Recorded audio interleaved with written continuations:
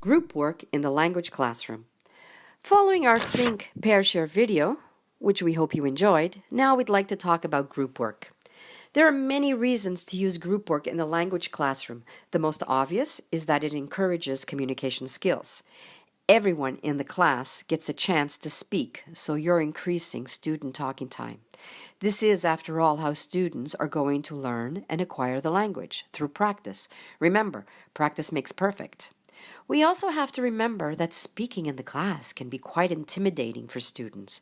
So with group work, you're giving shyer and weaker students who are less confident a chance to participate. They don't feel left out.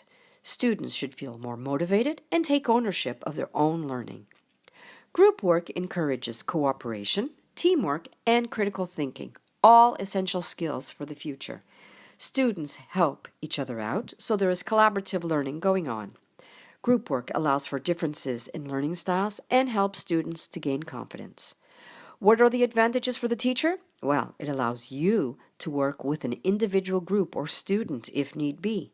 You can move around the classroom and monitor, listening to the language students are able to produce on their own, and assessing if there are any areas or concepts that you might have to revise. How do you set up group work? This is very important. First of all, remember that your students need to be trained to work in groups. It may take a few trials for them to get used to this interaction, but once they know what they have to do, it works wonders. This is why you should start right from the beginning of the school year. Now, be sure to explain the final aim of the group work before you split them up. The topic should be interesting or relevant. And don't forget, set a clear time limit for smaller projects. You can divide students into their groups or use specific applications on your phone to help you. One of these apps is TeamZ, the other, Team and Choice Maker, where you shake your phone and the app makes new groups for you. Both are free to download. Try one out. While all the students in the group have to work together on the task, it might be useful for you to assign specific roles to each student to get more focused interaction.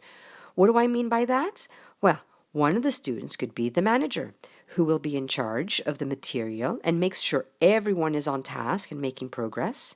A scribe, who writes for the group, a note taker, in other words. A speaker, who will present the assignment to the rest of the class, and an inquirer, who goes to the teacher whenever the group has a question or problem.